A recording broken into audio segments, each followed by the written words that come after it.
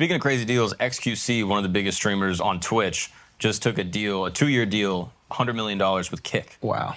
What's Kick? Kick is another one of these streaming platforms. Okay. Yeah, it's basically a direct competitor to Twitch. Bro, but you know what's so interesting? So it's a direct competitor with Twitch. It's owned by Amazon. It's hosted by Amazon Web Services, which is quite common. Most websites are. But the actual skeleton for the streamer is just rented from Amazon. So it's Twitch. Yeah. And they just give it to you to build your own streaming platform. Yeah. And then you pay for, I guess, the skeleton, and then you also pay for the web services. And I wonder if this is Amazon not concerned about competing, because they're like, we'd rather have the Apple Store for streaming.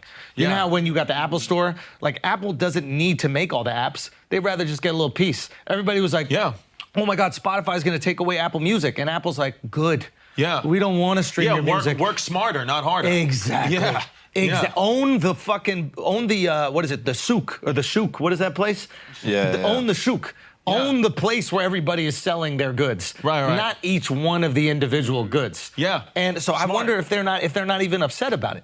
But it's crazy, like the amount of money that Kick must have. Yeah. So I guess the guy who owns Kick owns Stake, which is the gambling site that I don't think is legal in America. I'm not sure. I know it's popular in Canada. Yeah, I don't think it's legal. I think it's owned by like this Australian guy. I think Stake is the reason why Steve Will Do It got kicked off of YouTube. Yeah. And, but yeah, it's interesting, man, like throwing that type of money, $100 million. That's a lot of 2 years. For 2 years. 50 schmil a year. Yeah. Nice. And I don't think it's all up front. My theory is that a lot of these new streaming sites that are trying to break into the market, they're throwing these big dollars just to try to get people to come over. So we talk about it? Yeah, but 100%. Also, I don't think they're going to last. Like, I think it's going to be, what was the one that it was you watch TV turned up or whatever? Quibi? Yeah, Quibi. You know how they were throwing a lot of money in the beginning? But now's the time to get paid, like it happened even with podcasting when Spotify was giving up all that money. Yeah, go get your bags. Now the door's closed. Bags. So go get the bags now before, because I think you're right. It's just all going to close down. And I think that number I think is a little inflated. I think he got a signing bonus, and basically he has to stream. It doesn't have to, but if he streams a certain number of hours per year. I think they broke it down to 10,000 an hour though. So if so, that's what, like 1,000 hours. So he's getting paid per hour basically. He's getting like an hourly wage, and if he does the same amount of hours that he did last year, he could earn that amount. Up to that amount. Exactly. So it's not just cash up front, but it is the headline is the cash up front, and that makes everyone go, holy shit, should we be on Kick? Yeah. I mean, getting that bag right now, and you're right, they all might fold, or you're good. They all might fold, or they could end up being successful. Who knows which one wins? What I thought that was interesting about this deal is it was non-exclusive. Right. So you could take your streams and put them on other platforms or chop it up, which is important because now you're still a part of culture. Right. Right? Like when you go to these alternative platforms and that's the only place they could see you, you don't affect culture in the same way. Yeah. Right. You want to still affect culture. You want to still be posted on all the blog accounts. You still want to be YouTube. Shorts and That's a smart move by them. Everybody, the first reaction is, I'm going to give you all this money. I need to create a moat. No, the moat kills you. Yeah. Right.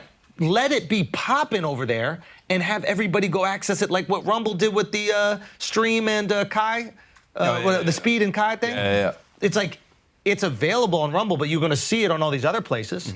Right? And then people can run over there on Rumble. They don't have to pay for the access to Rumble. Yeah, I think they learned from Spotify because Spotify was giving out all this money for exclusive deals, and it didn't really work out for them. No, I don't think anybody. I don't think that worked for anybody. Except Rogan. Rogan is the only one. And that shows you what a beast he is because everybody else who's went behind the paywall fell apart. Yeah. Right. And he grew. Yeah. So you can't say shit. Right. You think Spotify made their money back on him then? Bro, not only made their money back, the show grew. Right. Nothing goes behind a paywall and gets bigger. Right. The idea of a wall is to keep people out. You're right. But this is just fucking unbelievable. Yeah. And Spotify is the home for podcasting.